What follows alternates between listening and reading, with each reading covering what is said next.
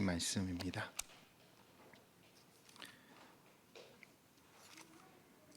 로마서 8장 18절에서 25절까지 말씀입니다. 우리 지난주에 같은 본문이었는데 우리 같이 한 절씩 다시 교독하고 말씀 나누겠습니다. 함께 읽겠습니다. 교독하겠습니다. 생각하건대 현재의 고난은 장차 우리에게 나타날 영광과 비교할 수 없었다. 피조물이 허무한데 굴복하는 것은 자기 뜻이 아니요 오직 굴복하게 하시는 이로 말미암음이라.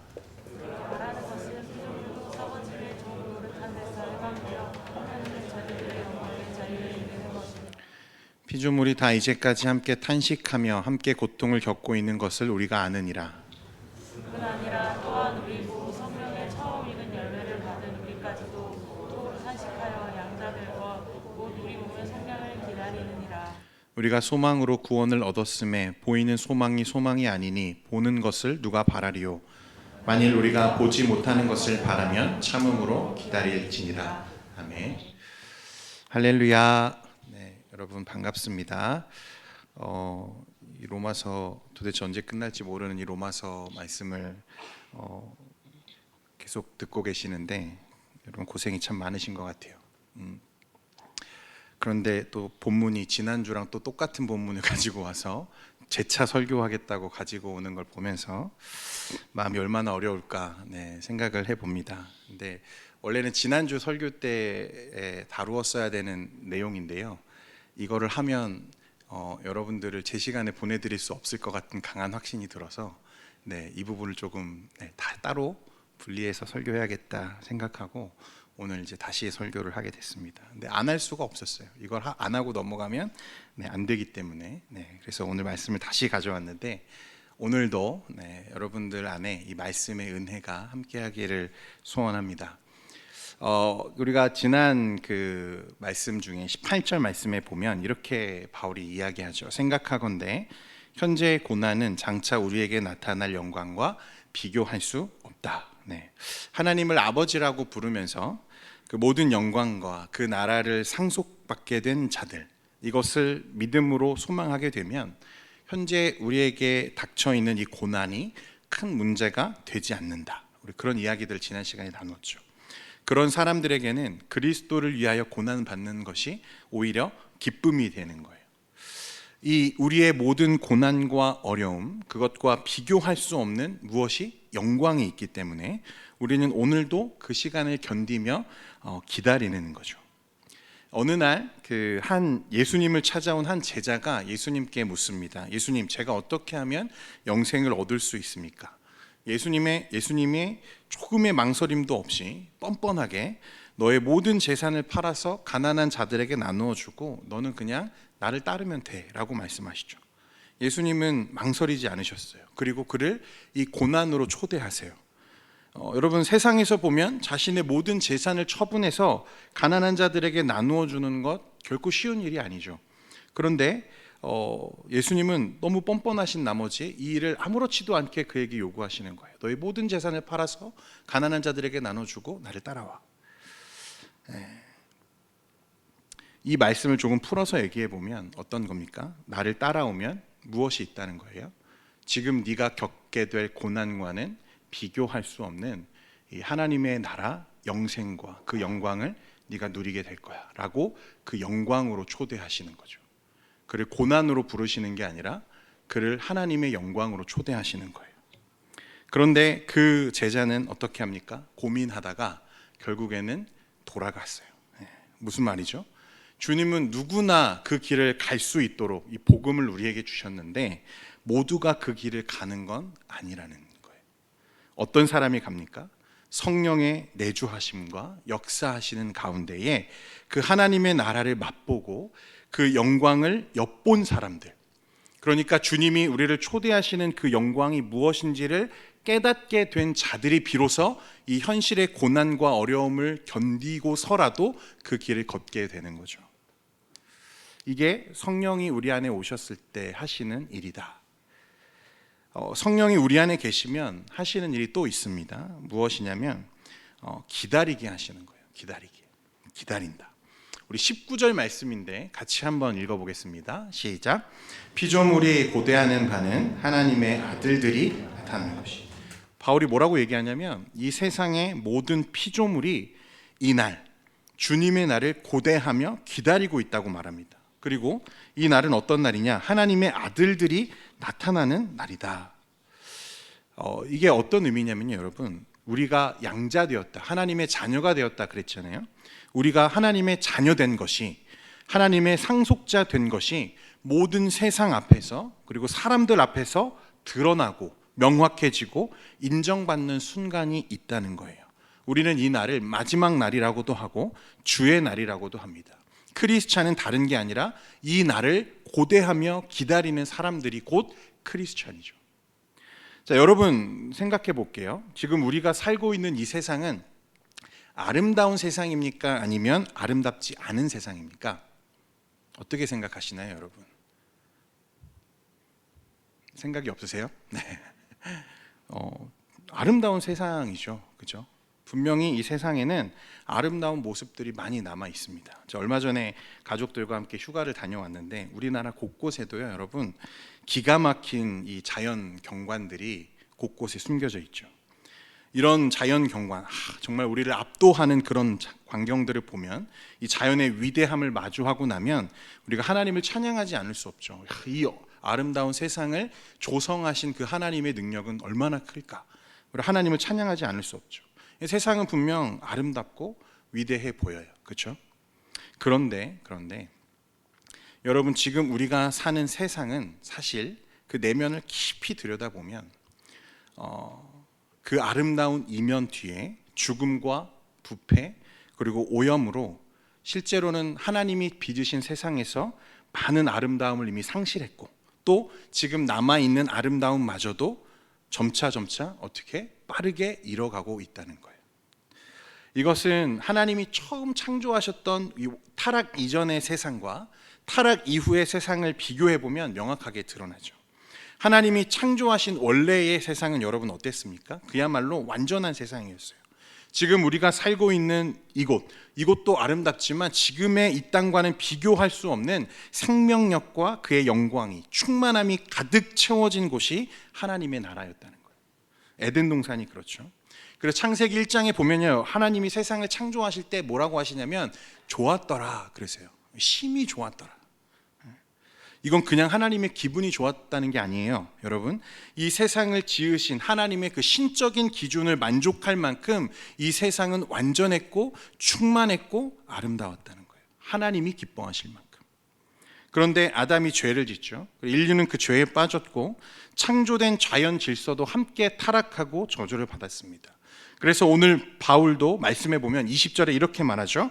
피조물이 허무한데 굴복한 것은 자기의 뜻이 아니요 오직 굴복하게 하시는 이로 말미암음이라. 피조물이 허무한데 굴복했다. 이게 무슨 말이냐면요, 이 자연 세계가 하나님이 지으신 그 원래의 온전함과 아름다움에서 벗어났고 멀어져서 헛된 것이 되었다는 뜻이에요. 자, 여러분, 예를 들어서요, 사람에게는 중요한 게 뭐냐면 먹는 거잖아요, 그죠? 먹는 거. 저에게는 이게 제일 중요해요, 먹는 거. 네. 오늘날 이 세상은 1년 동안 농부가 열심히 농사를 지으면 여러분 한 번의 소득을 수확하는 게 일반적입니다, 그렇죠? 물론 작물에 따라서는 2번 파종하는 경우도 있습니다만 대부분 1년에 한 번 수확을 하죠. 그것도 매년 거의 바뀌지 않은 정해진 작물들을 우리의 그 식량으로, 주 식량으로 삼습니다. 자, 그런데 여러분, 처음 하나님이 창조하셨던 원래의 그 세상, 그리고 에덴 동산을 한번 여러분 생각해 보세요. 아담이죠. 아담이요, 여러분, 말씀 어디에도 먹을 것을 위해 그가 수고했다는 말씀이 없습니다, 그렇죠? 아담이 에덴 동산에 거하는 이 타락 이전의 그 모습을 보면요, 아담이 그 먹을 것을 얻기 위해서 노력했다는 말씀이 없어요. 하나님은 동산 전체를 막 보여주시면서 아담에게 말씀하시죠. 네가 이 동산에 있는 모든 나무의 열매를 네가 임의로 먹어도 돼. 그 말은 무슨 말이에요? 먹을 것이 지천에 널려 있었다는 거예요. 그곳에는 아담이 먹을 만한 식량이 충만하게 펼쳐져 있었어요. 이것은 첫 창조된 세상이 얼마나 그 생명과 에너지로 가득 차 넘쳤는지, 충만했는지를 우리가 상상하게 하는 대목이죠. 우리가 허기를 느낄 겨를이 없을 만큼 풍성한 곳이었어요. 저는 꼭 그곳에 가보고 싶어요. 그리고 재밌는 게 여러분, 아담이 에덴 동산에 살 때요, 여러분 육식을 했다는 기록이 없죠. 그죠? 동물을 자신의 식량으로 삼았다는 기록이 없어요. 요즘은 비건을 지향하는 사람들이 많이 늘어나 가지고요, 그 채식을 가까이 하고 육식을 멀리하는 사람들이 늘어난다고 하죠.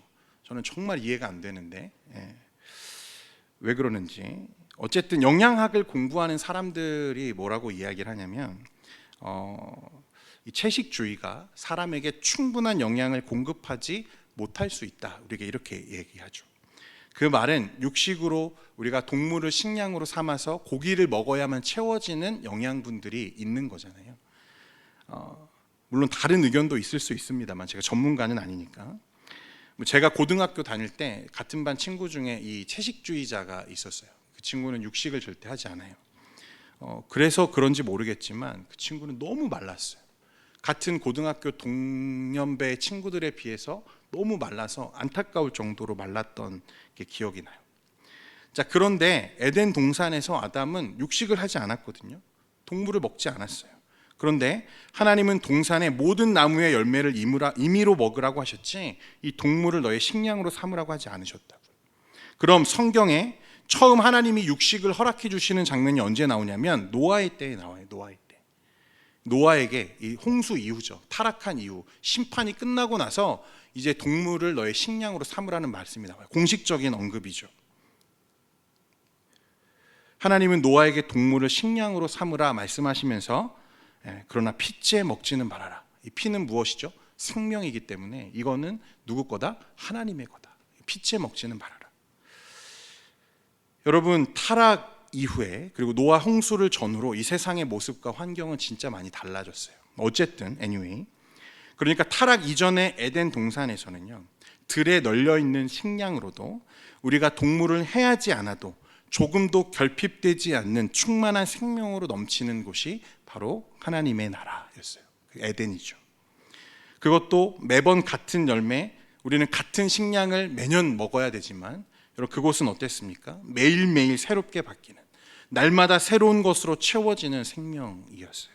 그래서 우리가 우스갯소리로요, 무슨 얘기를 하냐면 아마 그때는 나무에 고기가 열리지 않았을까, 그런 얘기도 합니다. 이건 조크예요. 빵도 열리고 케이크도 열리고, 얼마나 좋을까. 하나님이 원래 지으신 곳, 이 하나님의 나라와 천국은요, 그런 곳이었어요. 생명으로 충만하죠.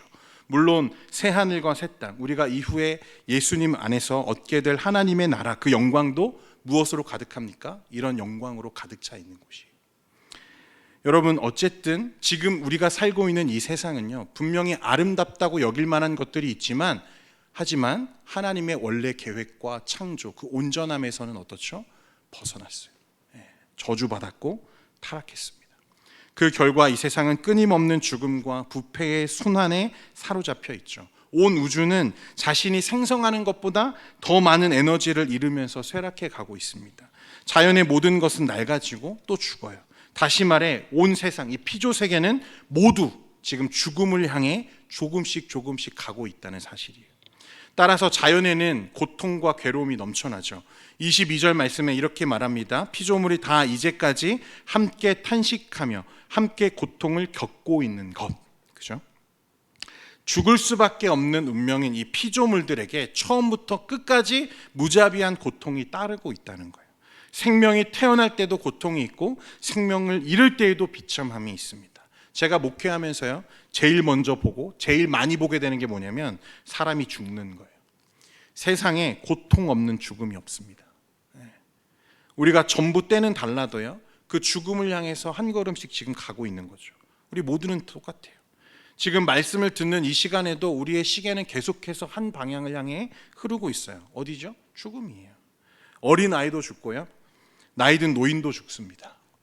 병을 얻어서 죽기도 하고 어느 날 갑자기 사고로 죽기도 하고요. 죽을 이유가 전혀 없어 보이는 사람도 죽고 죽을 만한 이유가 많은 사람도 죽고, 모든 사람이 그렇게 죽음이라고 하는 문제 속에 그렇게 하루하루를 지금 살고 있는 거예요. 사람만 죽습니까? 모든 생명은 그 끝이 정해진 죽음을 경험하죠. 무생물도 예외는 아니에요. 여러분, 당산도요 10년이면 변합니다. 그리고 특히 이제 현대 문명이 고도로 지금 발달해 가고 있는데 자연 현상을 관찰하는 과학자들이 뭐라고 얘기하죠? 근현대 100년 사이에요. 우리는 지난 5,000년 이상 인류가 소비해온 에너지보다 더 많은 에너지를 빠르게 지금 고갈해 가고 있죠. 사용하고 있다는 거예요. 그런 과소비에 대한 책임을 인류가 지게 될 거다. 계속해서 과학자들이 경고합니다. 자, 이런 상황이기 때문에 모든 피조 세계는 바울이 이야기하는 대로 무엇을 고대한다? 오직 한 날을 지금 고대하고 있다는 거예요. 어떤 날이죠? 주님이 다시 오시는 완전한 회복의 날을 기다린다는 거예요. 22절, 23절 말씀 여러분 자세히 한번 같이 읽겠습니다. 시작. 피조물이 다 이제까지 함께 탄식하며 함께 고통을 겪고 있는 것을 우리가 아느니라. 그뿐 아니라 또한 우리 곧 성령의 처음 익은 열매를 받은 우리까지도 속으로 탄식하여 양자될 것 곧 우리 몸의 속량을 기다리느니라. 온 세상이 그리고 우리 모두는 무엇을 기다립니까? 몸의 속량을 기다린다. 주님이 오실 날을 기다린다. 성령이 우리 안에 계시면서 하시는 일은 이거예요. 그 날을 기다리게 하는 것. 주님이 오시는 그 날에요, 여러분, 한순간 모든 피조 세계가 우리와 함께 영화롭게 변화됩니다. 이게 새 하늘과 새 땅이죠. 우리는 마침내 하나님의 자녀로서 하나님의 아들들로서 이 세상에 드러나게 돼요. 정확하게는 예수 그리스도의 형상을 본받게 된다는 겁니다. 쉽게 말하면 그리스도와 같이 완전히 거룩하게 되어서 그분과 같이 눈부실 만큼 아름답게 변화되는 것. 이것이 그날에 우리가 얻게 될 영광이라는 거예요. 이 영광을 바라보는 자가 오늘의 고난을 견디고 그 길을 걷게 되는 겁니다. 이 영광을 바라보는 자만이 그 길을 걸을 수 있는 거예요. 요한계시록 21장 1절에서 4절 말씀에 보면 여러분 스크린 보시고 한번 눈으로 읽어보세요. 또 내가 새 하늘과 새 땅을 보니 처음 하늘과 처음 땅이 없어졌고 바다도 다시 있지 않더라. 또 내가 보매 거룩한 성 새 예루살렘이 하나님께로부터 하늘에서 내려오니 그 준비한 것이 신부가 남편을 위하여 단장한 것 같더라. 내가 들으니 보좌에서 큰 음성이 나서 이르되 보라 하나님의 장막이 사람들과 함께 있으매 하나님이 그들과 함께 계시리니 그들은 하나님의 백성이 되고 하나님은 친히 그들과 함께 계셔서 모든 눈물을 그 눈에서 닦아주시니 다시는 사망이 없고 애통하는 것이나 곡하는 것이나 아픈 것이 다시 있지 아니하리니 처음 것들이 다 어떻게 됐다? 지나갔습니다.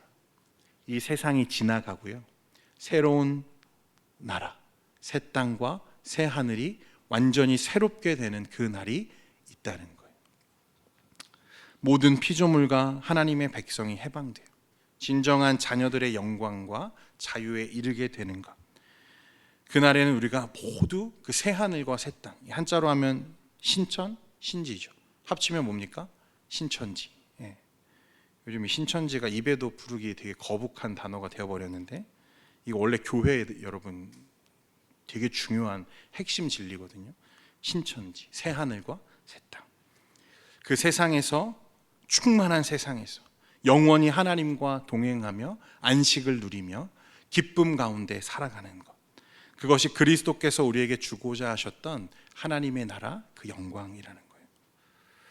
우리는 아직 오지 않았지만 반드시 오고야 말 그 하나님의 나라와 영광을, 그 날을 소망하며 기다리는 사람들입니다. 할렐루야. 인내하며 기다리는 자들이 곧 그리스도인들이에요. 여러분들은 그 날을 기다리고 계십니까? 네, 소망하고 계시죠? 여러분 너무 기대가 돼요. 어떤 날일까? 오늘날 사회가 많이 풍족해지고요, 상대적으로 가난한 나라, 또 가난한 사람들이 있지만 우리 사회는 분명 이 절대적인 가난은 벗어난 것 같아요. 그래서 사람들이 이게 배가 부르고 등이 따뜻해지니까 어떻습니까? 이 땅에서, 이 곳에서의 삶에 만족하는 그리스도인들, 크리스찬들이 늘어나기 시작해요. 그래서 이제는 주님이 오시기는 해야겠지만 어떤 마음이 내심 듭니까? 조금 천천히 오셔도 괜찮겠다, 그런 생각들 여러분 다 하시죠. 저만 하는 걸로. 네. 그런 기대를 하는 사람들이 종종 있어요. 근데 죄송하지만 여러분, 이것은 믿음이 아니에요. 종의 영에 사로잡힌 것입니다. 이 사람이 성도인지 아닌지, 그 사람이 기다리는 것이 무엇인지를 보면 드러나죠. 성령은 우리로 하여금 이 나라, 또 이 날을 고대하며 기다리게 하세요. 이게 성령이 우리에게 행하시는 일입니다. 요한계시록 14장 12절 말씀 같이 한번 읽겠습니다. 요한계시록 14장 12절 같이 읽겠습니다. 시작. 성도들의 인내가 여기 있나니 그들은 하나님의 계명과 예수에 대한 믿음을 지키는 자니라. 네, 예수에 대한 믿음을 지키며 인내하며 기다리는 자들. 그런데 예수 믿는 성도들 중에 주의 날에 대한 기다림이 없는 사람들이 많아지는 게 문제예요. 왜 그러냐면 여러분, 이 땅에서의 일들에 너무 집중하고 있기 때문에 그렇습니다. 잘못 살고 있는 거죠. 오해하고 있는 거예요. 인생에 대해서 바르게 깨닫지 못하고 그 인식을 고치지 못하고 있는 거죠. 여러분, 서점에 가보면 우리 인생을 성공이라고 하는 어떤 목적을 향해 달려가게끔 만드는 동기를 부여하는 책들이 엄청 많죠. 지금도 막 쏟아져요. 성공적인 인생, 예컨대 부자가 되는 방법, 빠르게 사회에서 성공하는 방법, 남에게 인정하는 방법, 뭐 시험을 잘 보는 방법, 공부를 잘하는 방법, 이런 목적과 목표를 지향하는 삶을 살도록 만드는 책들이 너무 많죠. 그런 메시지들이 계속 우리에게 쏟아져 나와요. 그것은 이 세상이 우리 인생을 어떻게 지금 정의하고 있는 거예요? 마치 산 정상을 정복하는 것처럼 우리 인생을 그렇게 정의하고 제시하고 가르치는 거죠. 그런 인생을 살도록 계속해서 메시지들을 던져요. 그러다 보니까 우리 인생이 정말 그런 줄 알고 우리 눈앞에 있는 어려운 일들, 또 어려운 어떤 언덕들, 산들을 보면서 그것을 정복하는 것이 마치 우리 인생인 것처럼, 그것이 우리의 삶인 것처럼 착각하며 우리가 살아갈 때가 많다는 거예요. 자본주의 사회 시스템이 그렇죠. 좋은 차를 타야 하고, 좋은 직장을 가져야 되고, 큰 집을 사야 하고, 좋은 배우자를 만나야 되고. 그런데 여러분, 성경은 우리 인생을 산을 정복하는 것으로 정의하지 않아요. 우리 인생을 어떻게 정의합니까? 광야를 지나는 나그네라고 우리 인생을 정의합니다. 산을 오르는 게 아니고 광야의 길을 걷고 있는 것이 우리 인생이다. 그러니까 세상이 우리에게 주는 메시지와 성경이 우리에게 주는 메시지가 여기서 다른 거죠. 여러분, 산을 정복하는 것과 광야를 지나는 건 너무나 다른 일이에요. 두 가지 삶이 어떻게 다른지에 대해서 아주 재밌는 이야기를 제가 들은 적이 있는데, 여러분, 산을 오른다, 또 광야를 보낸다, 이건 어떤 차이가 있냐면, 산은 정상이 보이죠, 그죠? 그런데 광야는 어떻습니까? 끝이 보이지 않아요. 산은 어느 길로 올라가야 할지 되게 정해져 있습니다. 사람들이 많이 다니다 보면 길이 나잖아요. 그 길을 따라 올라가면 돼요. 그러나 광야에는 길이 없습니다. 사막에는 길이 없다는 거예요. 산은 전체가 한눈에 들어와요. 그러나 사막은 그렇지 않습니다. 산은 변하지 않죠. 항상 그대로 있어요. 그런데 사막은 그렇지 않습니다. 오늘 있던 모래 언덕이 내일은 어떻게 돼요? 사라지고, 또 없던 모래 언덕이 언제 생겨날지 모르는 곳, 그게 사막이죠. 산은 혼자 오를 수 있지만 사막은 어떻습니까? 절대 혼자 들어가면 안 돼요. 이처럼 산을 오르는 것과 광야, 사막을 지나는 건 너무나 다른 일이라는 거예요. 그런데 사람들이 어떻게 인생을 사는 거죠? 모두 다 산을 오르는 거죠. 정상을 정복하는 것이 우리의 인생인 것처럼 삶을 사는 거죠. 그러다 보면 정작 우리가 가야 되는 곳이 보이지 않는 거예요. 우리는 광야 끝에서 우리를 기다리는 가나안, 약속의 땅, 그 날을 고대하며 기다리며 그 길을 걸어가고 있는데, 정작 우리 삶은 어떻게 사는 거죠? 산 정상을 오르는 것처럼 살고 있는 거예요. 여러분, 이런 거예요. 결혼을 준비하는 분들 계시죠? 결혼을 하는 것, 좋은 배우자를 만나고 결혼을 하는 것 자체는 마치 우리 인생에 되게 중요한 결정이기 때문에 산 정상을 오르는 것과 같이 어려운 일입니다. 그렇죠? 그런데 여러분, 정작 결혼을 하고 나서 결혼하고 그 결혼의 생활을 해보면 어떻습니까? 그건 산을 오르는 게 아니라 광야 인생을 사는 거죠. 또 여러분, 좋은 직장에 취업하는 게 너무 힘들죠. 요즘 취업 준비하는 우리 청년들이 많은데 얼마나 어렵습니까? 그래서 좋은 직장에 취업하는 것은 산 정상에 오르는 것처럼 보여요. 그런데 취업해 보십시오. 직장 생활을 해보세요. 그건 산 정상에 가는 게 아니라 광야를 걷는 거죠. 여러분, 저출산 문제와 또 불임, 난임 가정이 참 많아요. 그래서 자녀를 낳는 것을 학수고대하는 가정들 많이 봤습니다. 그런데 자녀를 낳는 것, 건강한 자녀를 출산하는 것, 그걸 고대해요. 그걸 마치 산 정상에 오르는 것처럼 생각합니다. 그런데 여러분, 막상 자녀를 낳아보면요, 자녀를 기르는 건 광야길을 걷는 것과 같아요. 그래서 여러분, 우리는 마치 저 산 정상을 정복하듯 인생을 그렇게 살기 시작하면 정작 우리가 가야 할 가나안, 새 하늘과 새 땅은 보이지 않고 이 땅의 일에 매여 살기 시작한다는 거예요. 산을 계속 올라야 돼요. 결혼이라는 산을 오르고 나면 취업도 해야 되고 또 자녀를 키워야 되고 계속 산만 오르다 끝나는 거죠.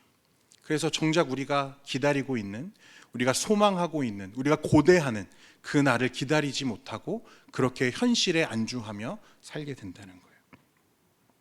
미안합니다, 여러분. 그런 인생을 여러분들이 지금 꿈꾸고 계시다면 여러분들 안에 성령이 계시는지 물으셔야 돼요. 여러분, 그 지붕 없는 감옥에 대해서 아십니까? 처음 들어보세요. 생소하실 수도 있는데 15세기부터 17세기까지 우리 그 서양의 역사를요, 교회는 종교 개혁의 시대다 이렇게 말합니다.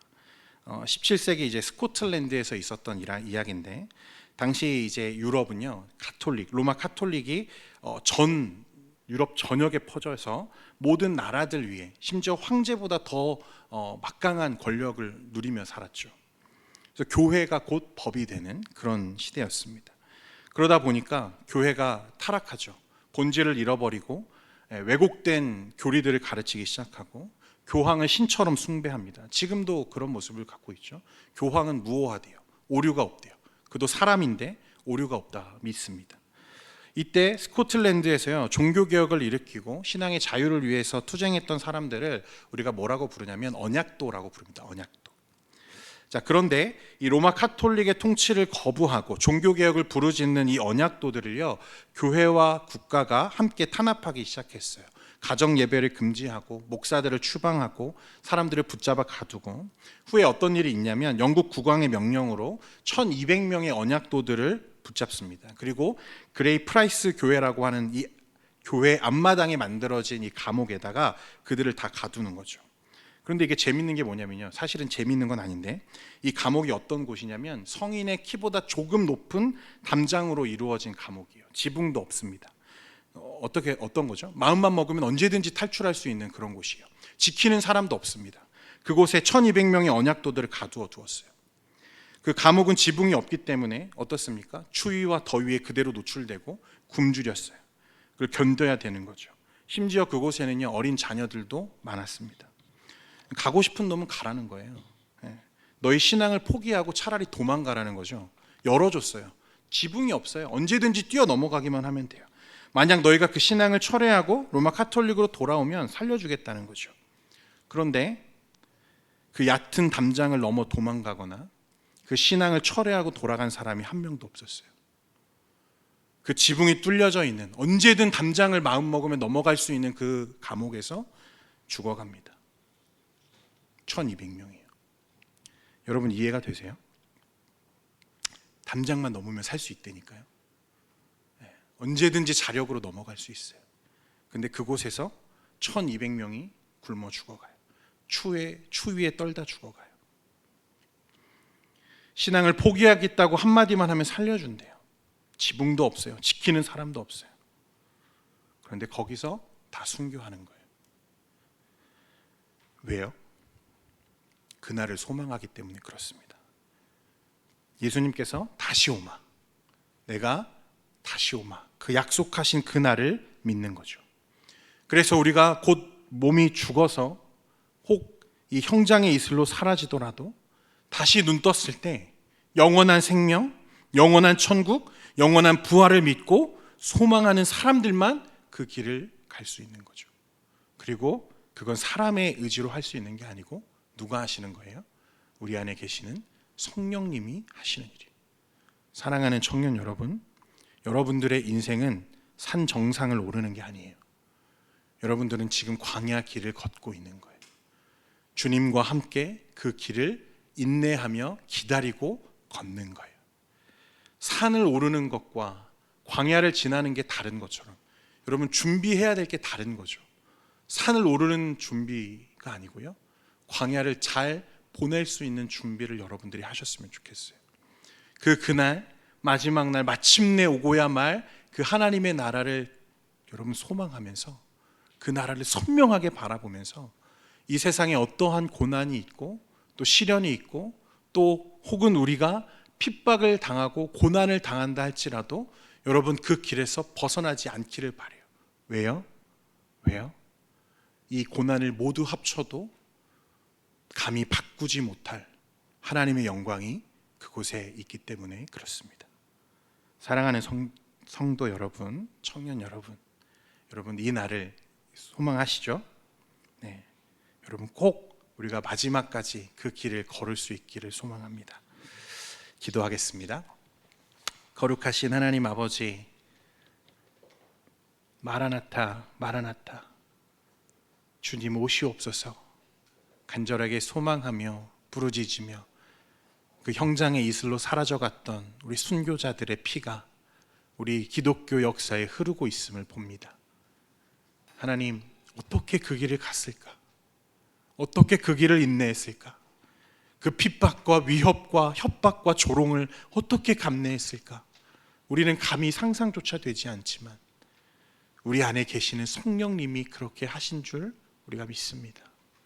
하나님, 이제 성령의 음성을 우리가 듣기 원하고 우리의 삶이 내 의지와 내 욕심과 내 뜻대로 이루어져 가는 게 아니라 성령의 내주하심과 역사하심과 인도하심 가운데 붙잡히는 우리 모든 젊은이와 청년들, 우리 성도들이 될 수 있도록 은혜 베풀어 주옵소서. 예수님의 이름으로 기도합니다. 아멘. 주님 다시 오실 때까지 함께 찬양하면서 우리 함께 기도하면 좋겠습니다.